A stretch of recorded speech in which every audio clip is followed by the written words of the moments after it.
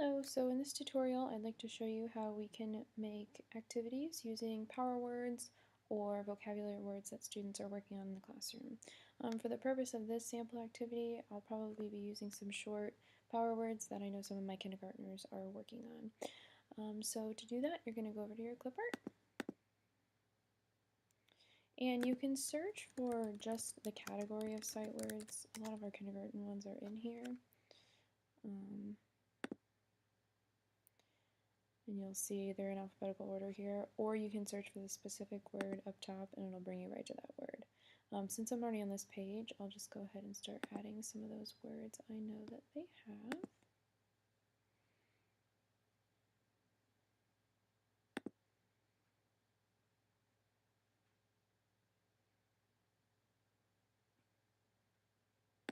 Okay.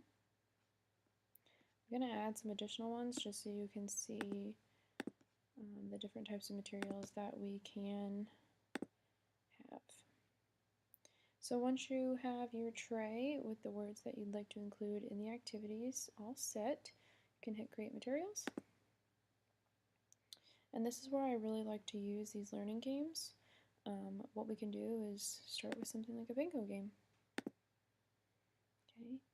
For this, you can leave this part off. Don't even worry about that because it won't say it twice. We can do kindergarten sight word bingo. I realize you guys call them by maybe different colored lists or different shaped lists, but again, this is just a little sample activity for us. And you can choose the complexity of the bingo.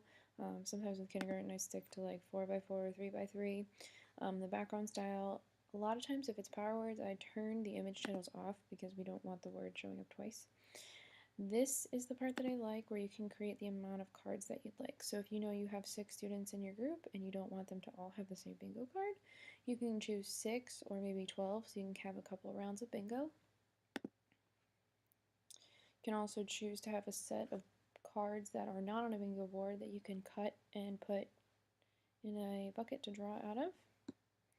And you can also choose the color of your bingo board. So when you're all set, you can hit finish.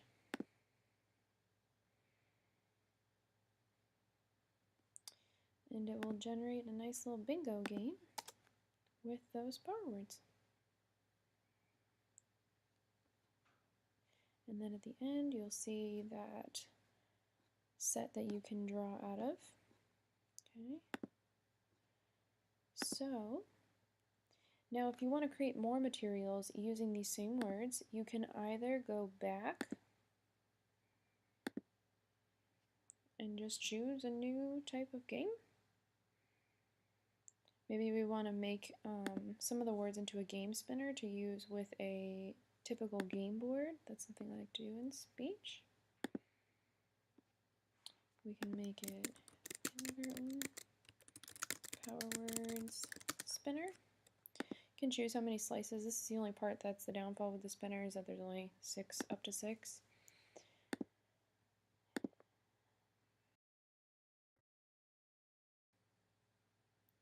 So this would be if you already had a blank game board and you want to use the spinner for students to spin which word they get, and then sometimes I draw like a number 1, 2, 3, 4, 5, 6, so that way when they land on it, they can then go to that many spaces.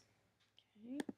You can also add pictures to that if you're working on vocabulary. That's something common that I do. Another option, instead of going back 4 or 5 times, you can exit out and hit Create Materials again. Okay. Another one that I like to use is creating a game board.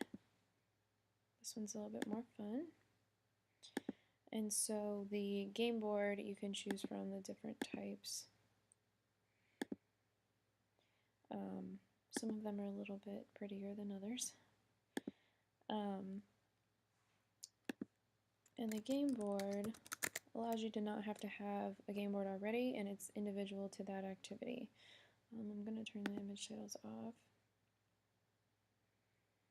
Okay, and you can keep the cards in order if you're working on something in order, or you can shuffle them up so that way they're not used to that same order of the words every time. So when I click finish,